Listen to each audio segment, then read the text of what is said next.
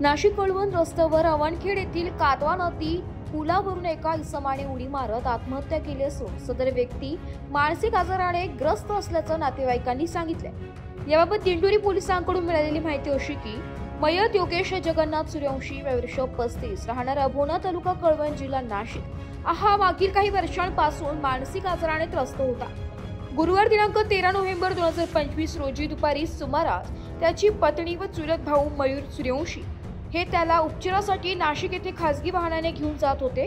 दरम्यान अवणखेड शिवारातील कातवा नदीच्या पुलावर आल्यानंतर योगेशने मला पैसे नदीत वहायचे आहेत असे सांगत वाहन थांबविण्यास सांगितलं। वाहन थांबताच त्याने अचानक दरवाजा उघडून पुलावरून खाली नदी पात्रात उडी मारली।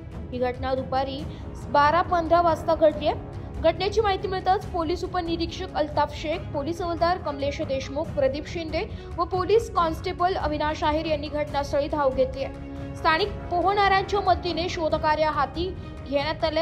अखेर दुपारी 3:20 ला योगेशचे मृतदेह पाण्यातून बाहेर काढण्यात आले।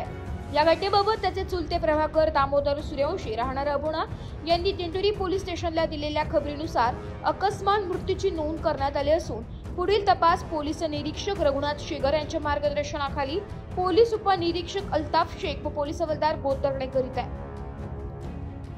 मराठी न्यूज साठी भाऊसाहेब पिंगळ, अवणखेड।